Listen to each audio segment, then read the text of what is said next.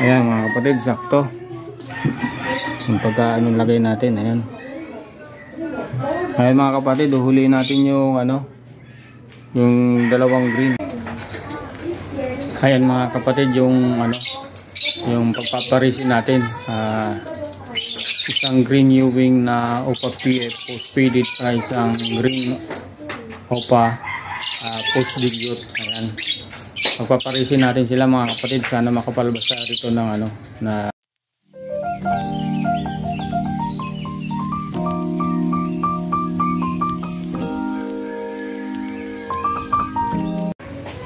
ayan. Kumusta ba kayo mga kapatid? Welcome po sa Kuya Joms TV.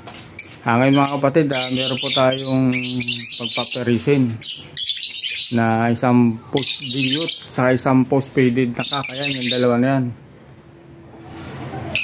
Bali, for today's video natin mga kapatid, gagawa tayo ng nesback DIY. Dito natin lalagay. Ayan, kasi dito ilalagay yung dalawa. Ngayon mga kapatid, tara, samahan nyo ako sa paggawa ng nesback. Bali, ito pala mga kapatid yung ating materials. Ayan. Ayan mga kapatid, abang-abang lang.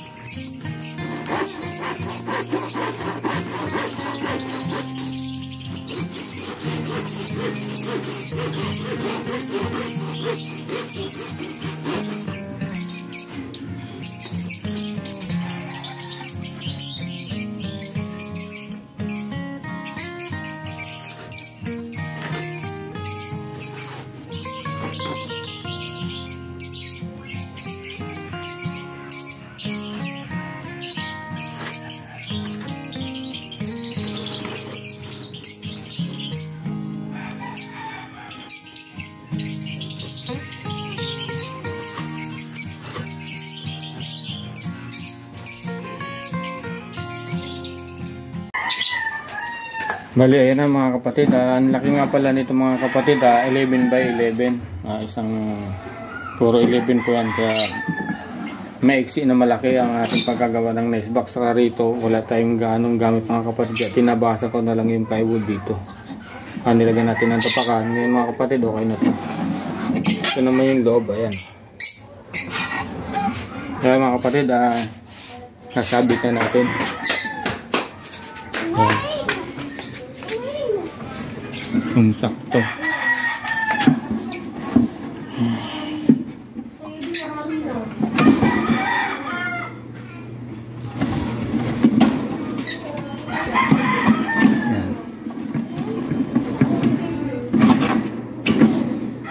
Ayan mga kapatid, sakto. Yung pagka lagay natin, ayan. Ayan mga kapatid, uhuliin natin yung yung dalawang green. Ayan. Cut muna natin. 2,000 years later. Ayan mga kapatid, yung yung pagpaparisin natin. Isang green Ewing na OPA PF post-faded na isang green OPA post-dilute. Ayan. Pagpaparisin natin sila mga kapatid, sana makapalabas tayo dito ng na faded. Kahit hen. Ayan mga kapatid. Mature na rin po mga kapatid yung pack natin. Kaya pwede na pansalang. Ayan, lilipat na natin dito mga kapatid sa kanilang bagong page. Sa ginawa natin na DIY na na page. Ayan.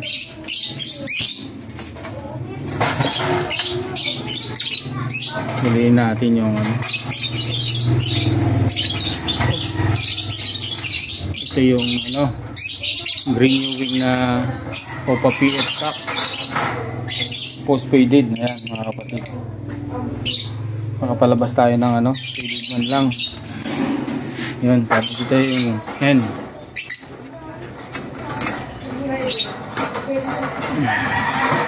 Ito mga kapatid, mali yung hawak ko. Ito mga kapatid, yung bata pa ito, par blue to. Pero ngayon naging green opaline na lang siya. Ayan, papakita ko sa screen mga kapatid. Ayan. Ayan, ano na kayo ha. Magpana kayo ng faded ha. Ayan, ayan.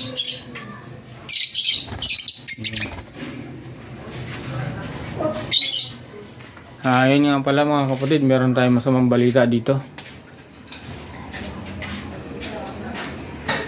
Yung hen, parang na-stress siya mga kapatid kasi yung itlog niya pinagbubutas. Ayan, papakita ko sa inyo mga kapatid. Ewan ko lang kung nandiyan pa. Ayan, pero papakita ko pa rin. Ayan. Ayan mga kapatid. Titingnan natin yung dalawang itlog. Wala na, kinain na yata mga kapatid. Oo, wala na. Hindi natin, dapat pala nakuha ng kanina ng video. Ayun mga kapatid, kaya parang kinain niya yung itlog kasi na-stress siya. Kasi yung mga pusa rito nung nakaraan, naandito yung dalawa. Yung likuran kasi namin, open yung kasi mga kapatid, kaya siguro nabulabog. Kaya ako nangihinayang. Ang ganun din mga kapatid, ang project natin dito ay isang kung maglabas na faded sixling hen, kasi yung kung bibigyan tayo post faded lang kapatid yan, yung cock na yan, saka yun yung bagong baba na bagong pares natin yan, magkapatid po yan, saka to yan, yung dalawang yan. Yung green pong yan anak ko yun ng green OPA PF natin na ang kapares niya yung yung naanditong, ayan yan, yung green na yan. Ipapares natin dun sa dilute na kaka yun. Kaya sure split PF na yan mga kapatid, yung green na yan. Ganon din ang project natin mga kapatid, faded sixling hen. Ayun mga kapatid, tawag nito, yung nanalo nitong DFU wing na OPA faded, wala pa rin siyang ngayon response sa mga ko. Ngayon mga kapatid, kung maabutan niya at kung nag-message siya agad sa akin at wala pa siyang itlog, ibigyan ako muna. Paparider natin. Ngayon mga kapatid, wala pa rin siya. Ibibreed ko muna mga kapatid, isang DFU wing sa isang green wing na OPA PF split faded. Ito yung mga nag-anak na yung mga faded natin dito, yung anak dyan, yan yung blue na yan. Magparamdam ka kapatid. Ayan, pagka wala pang i-breed ko muna kasi sayang din naman natin pag-aabang natin kasi bala ko rito mga kapatid, magpapanak tayo ng cock na faded. Ayan.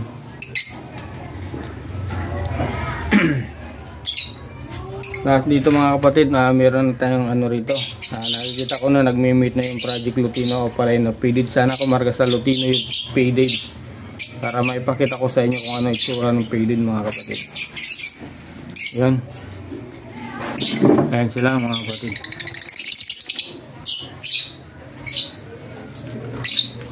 Yung pinaproject ko mga kapatid na ito na, nagpares na yung dalawa. Isang par blue na OPA PF post faded sa isang blue faded na hen. Ayan. Sana makapalabas na tayo ng par blue na opaline na faded. Ayan mga kapatid. Ayan, bago tayo magtapos mga kapatid, baka pwede naman akong makahingi sa inyo ng isang like, isang subscribe at share. Ayan, at paki-pindot na rin mga kapatid yung notification bell para updated kayo sa mga ina-upload yung video. Ayan mga kapatid, hanggang sa muli po sa ating sa sunod na upload.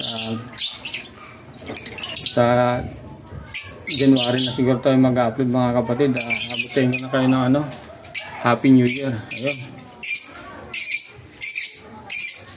Dito mga kapatid, maganda maging anak ito. Mas lamang ang faded dito na anak, pero hindi lahat faded mga kapatid. Ang project lang natin dito mga kapatid, mag-target kayo ng cock.